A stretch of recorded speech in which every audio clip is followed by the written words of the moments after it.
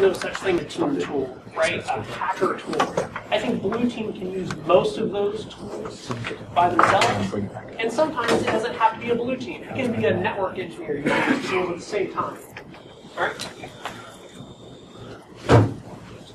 So we're going to cover 4 really basic tools that you've probably heard of before. If you haven't, we'll get you there.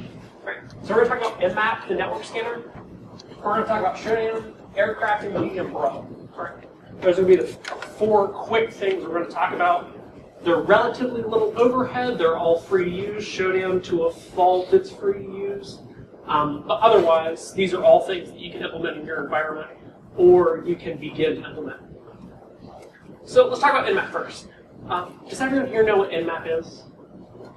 If you don't, it's a command line application. There's a GUI application called ZipMap, but there's a command line application that you can scan networks, you can scan hosts on networks, enumerate them.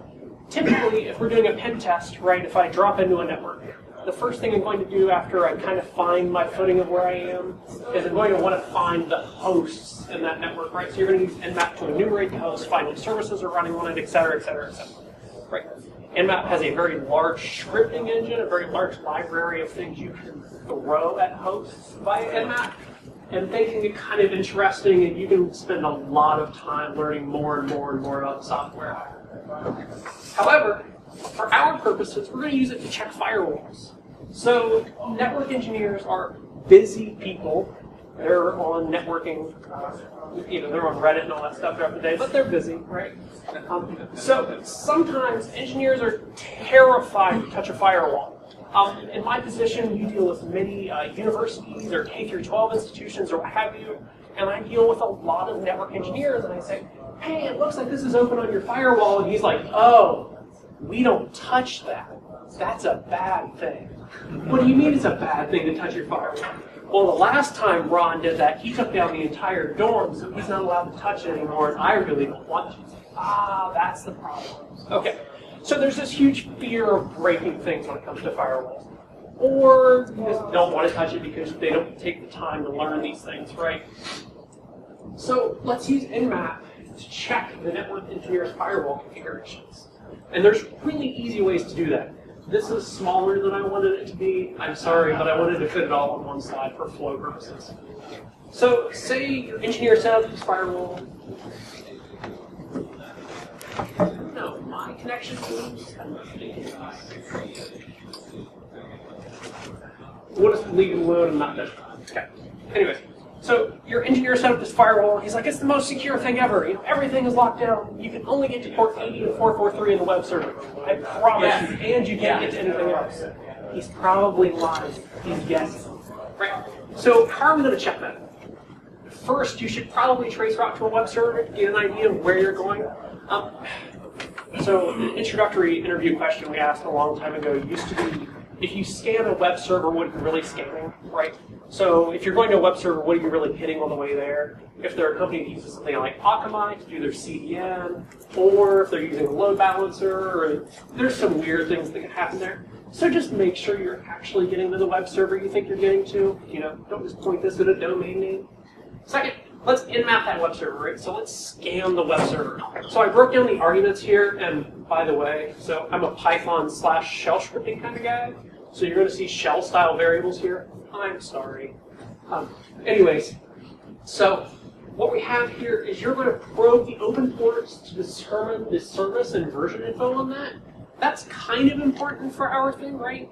Because if I scan this web server and he tells me it's a Linux web server, but it pops up that it's Microsoft IIS, I'm going to have a lot more questions than I would have before.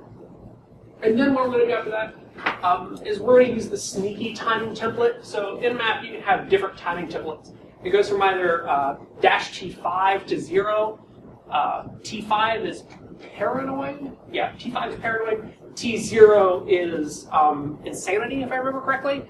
And that just kind of depends on the timing of how it moves through hosts and things like that. It's not so much necessary here, but let's just do that for the sake of, it's what I always use. And then we're going to output those results into all the available formats. You could probably see. Like I'm looking here, like the laptop's fine, all the connections are solid. Did the last talk do this? Back on. Last talk now. All right, let's call it a Mac OS issue, and we can move on from there, right? Okay, I love Macs, but I'll admit they have faults in certain places, and sometimes it's just easy to blame on them. And then we're going to output it to all the available results. You can tune this to your own liking. So some of the available output formats are like a greppable Nmap scan, just the standard Nmap scan output. There's one for LeetSpeak, so if you really want to do that for some silly reason, you can. And then after that, so we're not going to trust the engineer. We're going to run that one scan against the web server, but while we're at it, we might as well just run it against all the public IPs that our company owns, right? So if your company is assigned, say, 5 public IPs and your web server is behind one of them, let's go ahead and hit the rest of the 4 while we're at it. There's no reason not to at this point, right? Okay. Oh, and one thing. This may seem obvious to some of you, but I have met some people in the past that this is very much not obvious to them. You can't scan, it doesn't make sense to scan your firewall on the public-facing IP address for your company from inside its own network. So if you're doing cloud hosting or something like that, put this up in a cloud instance. I use DigitalOcean for all of my stuff.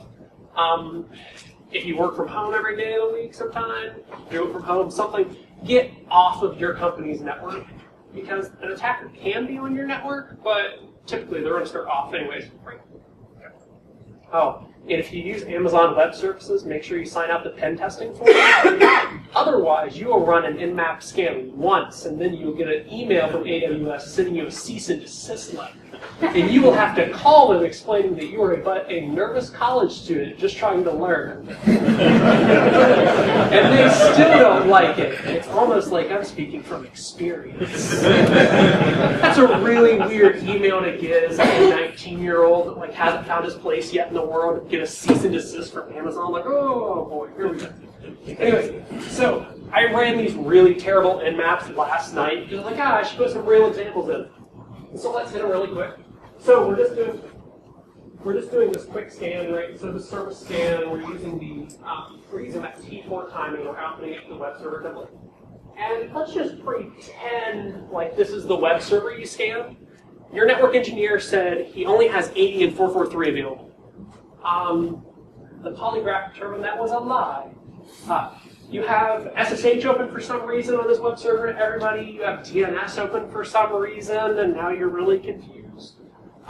For example, this is a cheap, crappy Raspberry Pi that's running a DNS server at my house in my test network, so just take that for what you will. But if your network engineer said, hey, 80 and 443 are the only things that are open, and you found this, call him. It doesn't matter that it's 8 p.m. Call him immediately and be like, you lie. Because you did. Okay? So what did that gain us? We know what ports are open on this web server now. We know the network engineer either A, didn't do something correctly, or B, just has no clue what they're doing at all. Right? Those are the two options we have here. Or maybe your device didn't apply the firewall rule correctly. That's possible. Vendors make mistakes all the time. But that's what we ran into, right? Gosh, darn it. I'm gonna blame Mac hardcore. See, because it's weird. Because it's not flashing on my screen at all. And I'm not losing the projector because my Mac's screen is always staying the same scale aspect ratio. I don't know. We'll figure it out.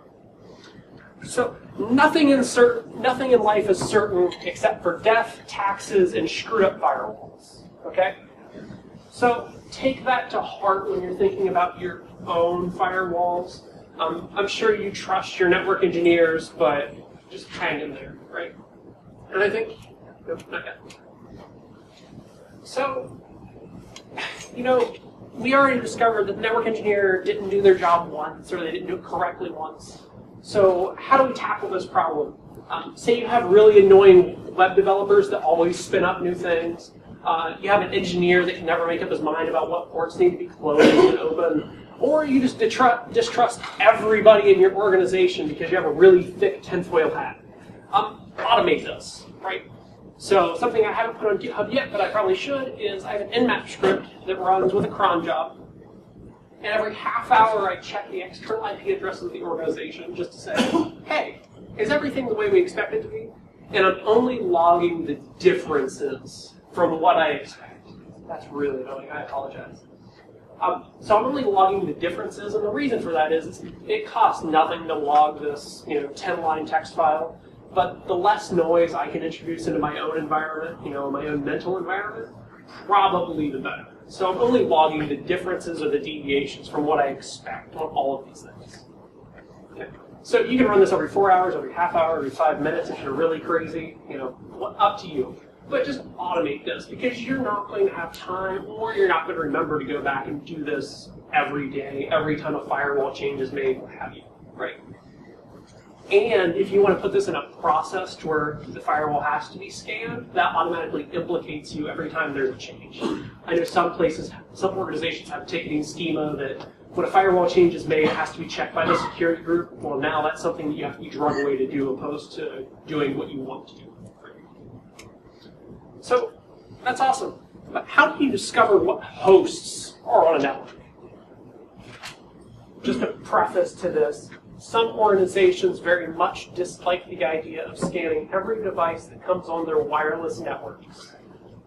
Other organizations are of the mind that if you are on my network, I will scan you because I need to know who you are. Your mileage may vary depending on your network and what they like to do. So just take that for what it's worth. And the screen's gone again. Does it come back if I wiggle this? I don't know. I don't know if I bumped something. Anyways, so how can we do that? You could look at a DHCP pool to see who's on your wireless network. I know I run Ubiquity at home. I know my Ubiquity Unified gear gives me, what all devices are currently on the network. Or I could just make an Nmap for it, right? You see where my problem-solving skills come in here? So just run a quick ping scan of your entire network, right? So ping scan the entire /24 that you're on or what have you. And then when you do that, log all the IP addresses that are there. And after you do that extra step, you can always ARP for what's on the network too to see the MAC address. But again, your mileage may vary. And then let's just clean that up with a really quick awk. And then after that, we are going to do that violent scan, the service affecting scan on the service detecting scan on these devices, right? Again, the reason for this is if you're an organization or institution or what have you that allows users to bring their own devices in, and okay, that's fine.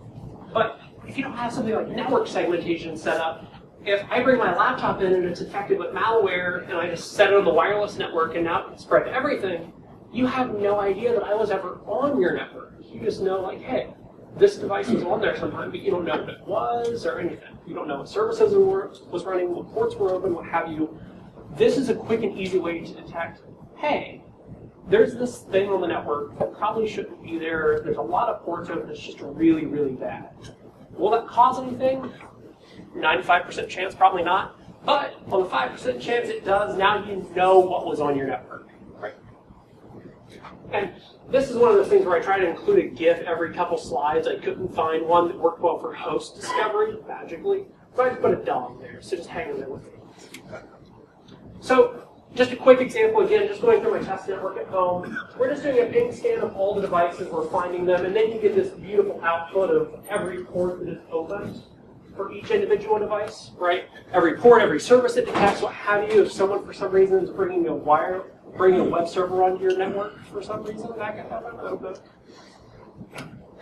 Anyways, so again, you don't have time to do this every hour, every 10 minutes, every half hour. The slide is gone again. At that point, that's funnier than all my jokes. So, I'm going to hope it comes up. I'm so glad I didn't schedule a demo during all of this because I feel really bad. Anyways, so just automate the heck out of it, right? Just go for it because that's the only way you're ever going to be able to maintain something like this. Again, your mileage may vary on how often you want to scan, how quickly you want to do this. I'm probably going to be sad if you violently scan the network every 10 minutes, so maybe bump it out a little bit longer.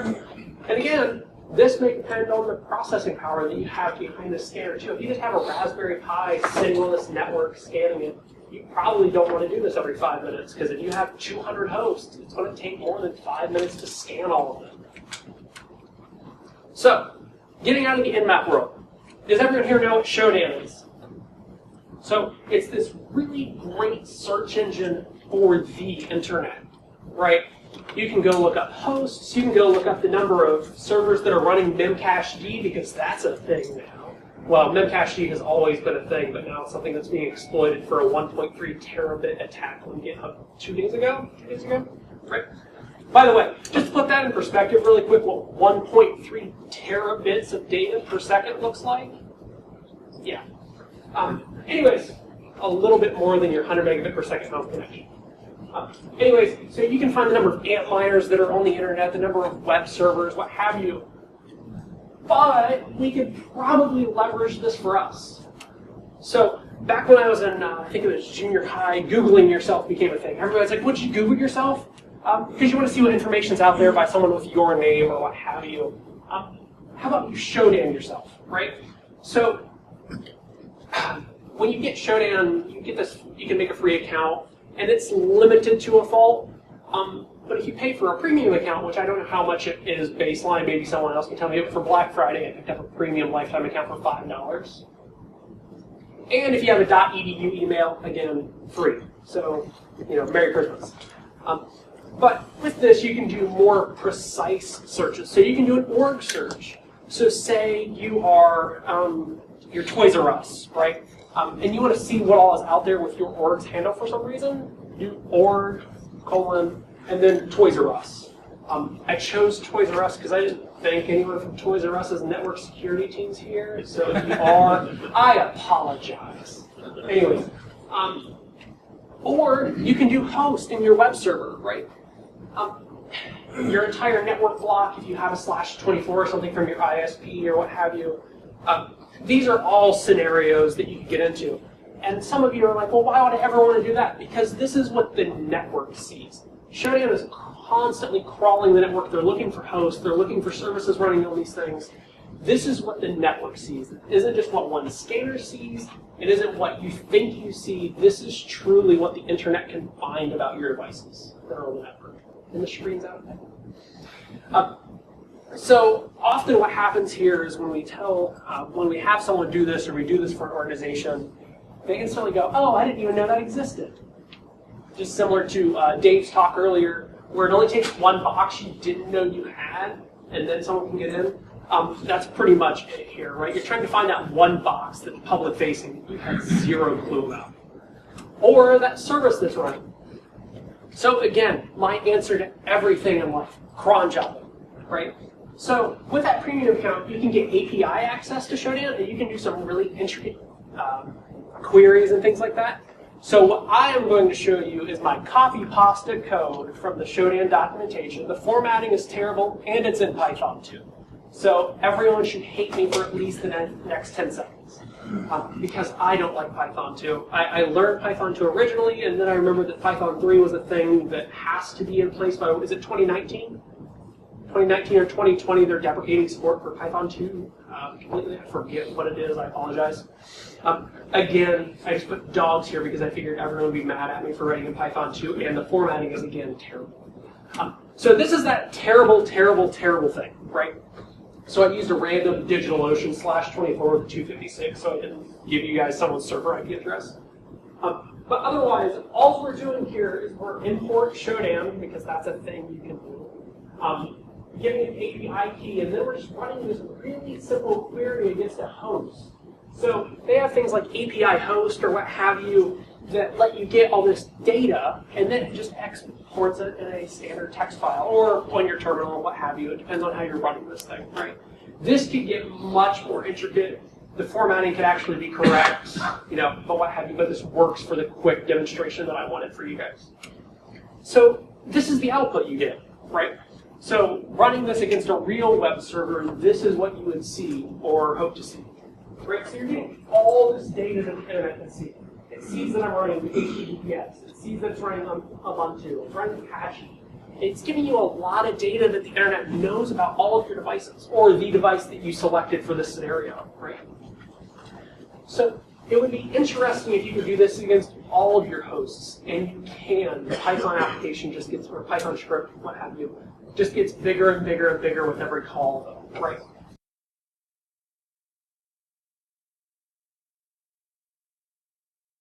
But this can get really intricate. It doesn't have to be in Python. It can be PHP if you're completely crazy, C#, Go, Node.js, but I don't know why, Perl, PowerShell, Rust, what have you. There's libraries, there's clients, there's everything you could ever need out there to get this done on your language or your platform of choice, right? It works really well for me in Python because I'm the Mac OS, Unix side of life. But if you're in that Windows side of the aisle, there's more than enough options for you too. And again, this API is really, really well featured. They did a really, really good job. So you can even get the history of a host. So this is interesting for some people because you know that a change was made a while ago, or you want to see when a change was made to a server. This is a really easy way to do it. It'll show you every change it's graphed over its time. So fun stuff. Okay, so let's get serious. Let's talk about Bro. Does everyone here know what Bro is? Who here is running Bro, just by a quick nod? Awesome. So, for those of you that don't know, Bro is a very full-featured intrusion detection system that is open source. It's been out for a long time, and they've discussed changing the name like 3 times in the past year because they don't like the negative connotation Bro has with it anymore. So, fun fact. So there's a wide range of uses you can use this for, right? But the typical use case is put this at the ingress-egress point of your network, or at some point where it's traversing, and let it watch the traffic there. I know some people just plop it on a LAN somewhere, right? That's an option. But typically, you're going to see the best results in my mind if you have it at that ingress-egress point of the network, right? So a lot of people use Bro for an intrusion detection system, right? Now they're feeding the logs into their SIM so they can get alerts or what have you. But this can probably be used for either your network engineer's standpoint, your help desk, or your blue team. Not blue team, but anyways. So it's collecting all this data. And it's leveraging it and putting in log files for things like connections, DHCP, DNS, HTTP, what have you. It's categorizing all this data it's seeing on your network, all the traffic, right? And it's doing a really, really good job, at least in my mind. So how can we leverage this for a non-security perspective, right? So there was a time where we were wondering, well, when's the last time anyone's actually used that server? We were trying to prove a point that we could get rid of a server in the infrastructure that we didn't want anymore. It was a vulnerability, but a certain office said that they always used it. So what we did is we looked at the connections summary for that network it was on. And there were 0 connections made to that device for months. We took that connection log summary and we said, look, you haven't connected this thing in a long time. What do you mean you're using it? And they said, oh, yeah, I guess we don't use that then. And then we got rid of the vulnerability on our network. Because sometimes you just have to provide hard logging data for people to accept the facts in life, right? So this can be used on multiple things, right? I just used a connection summary to prove that a server isn't being used anymore. But what else can you use it for? Network engineers can troubleshoot with this, right? You have connection.log, you have DHCP, DNS logs, you have all of this traffic that is being analyzed. Bro is nothing more than a bulk traffic gatherer and analyzer on steroids that also moonlights as a security appliance, right? Thinking of Bro as a security thing is a really easy thing to do. It's how they market themselves, what have you. But when you look at the core of it, it's just gathering and analyzing a crap ton of your network data, right? That's what Bro's job is to categorize and find these abnormalities and what have you. So that's what we could use this for if you're a network engineer, if you're a help desk or what have you. Get them in on this loop and get them using this tool. Obviously, you might not want to give them the keys to the Bro instance themselves. You might just want to show them how to look at this stuff inside of a SIM, but that's your mileage maker. Right. So back over to the red team tools, right? That was a blue team tool that we're trying to use for network engineers. So let's get back to the fun stuff.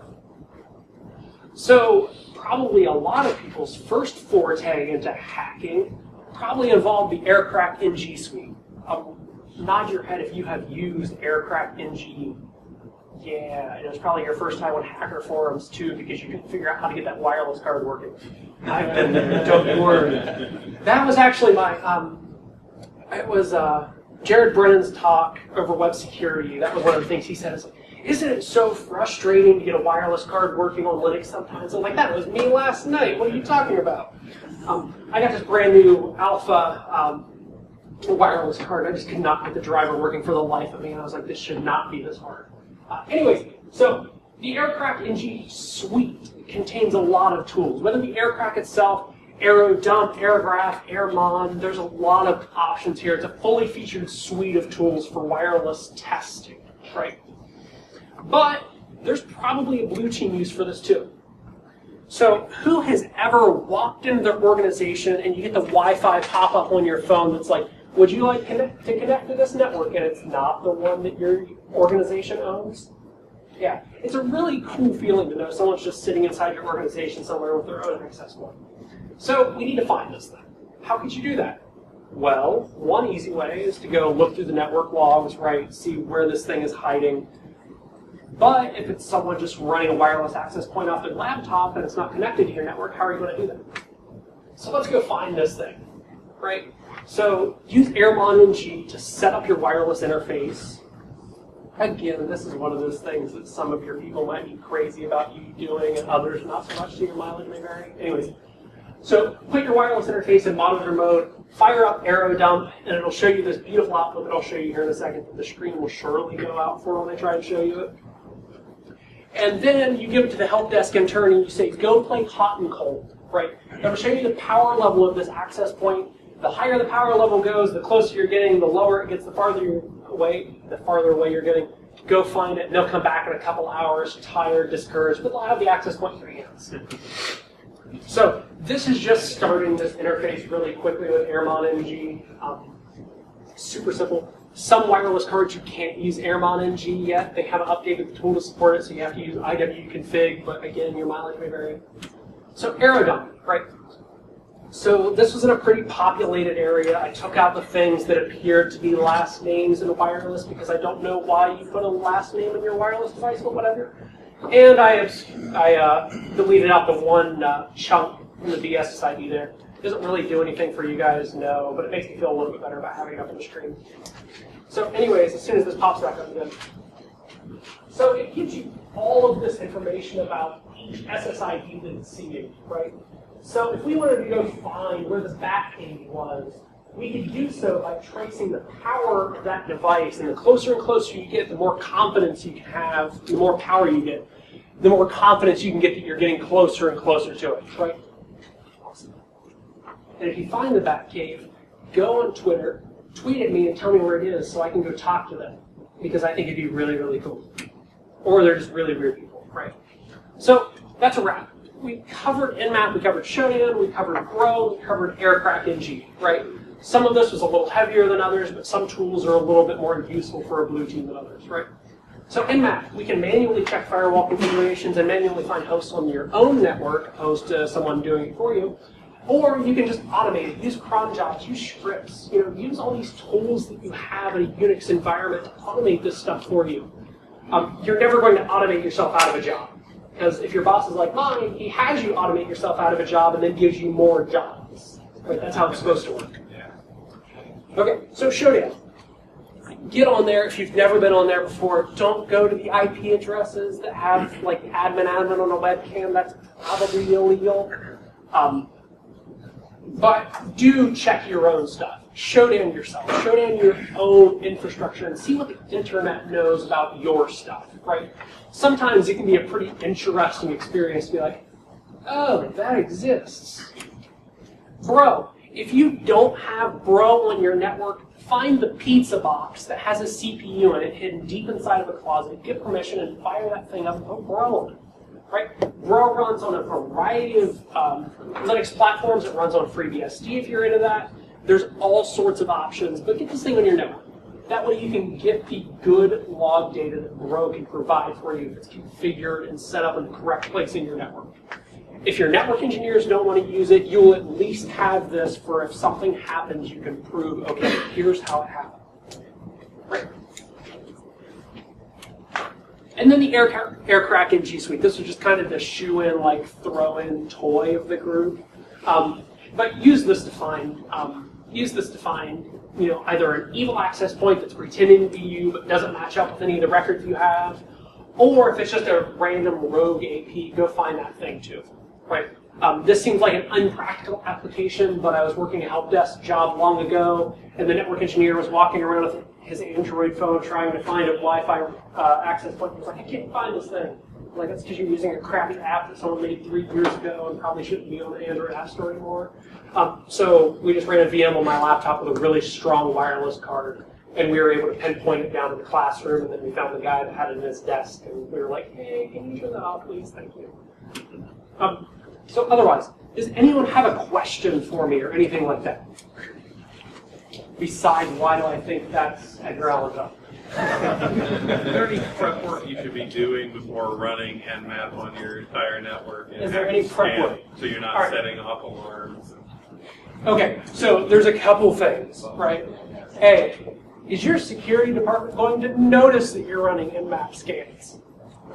So I used to think this was true, right? I used to think that everybody would know if I'm running a scan on a network. You could probably scan 90% of the networks in America and nobody would know. But some things you should consider, right? So we did that T4 timing. That's a pretty relaxed timing on that Nmap script. If you go to like T0, it's a pretty insane, what's called the insanity timing, right? That's a pretty aggressive script. And to a fault, Nmap can cause problems. So everybody knows I'm a macOS fanboy, to a fault. I have Apple TVs on my network. If I Nmap my home network, the Apple TVs come on. Fun fact, right? I haven't figured out exactly what network traffic is being sent in that scan for the Apple TV. Be like, I should wake up now. But, so there's unexpected consequences, right? Has anyone ever taken a SANS 560 class? If you've taken a SANS 560 class, you've probably heard the story about how Nmap took down a lot of water control things. I forget what city it is. I think it was Detroit. Correct me if I'm wrong. But, so Nmap can be destructive for some devices. So go with a grain of salt. Test it on servers that you know will be able to withstand the extra traffic, and will be able to handle, if I take this thing down right now, what happens? If it does act very, very weirdly because something's messed up, right? So those are some things to think about. If you're not in the security department and you want to do this, say you're on the network engineer staff, like this is kind of geared towards, talk to your security guy. Be like, hey, I really want to scan my stuff. Is there anything I should do first? Right? Because a really fun thing is to scan something on the network and then the second time it doesn't work because the intrusion detection system you didn't know you had kicked you off the network. Speaking from experience. Any other questions or anything fun like that before we get out of here and go to Chipotle, if it's actually here?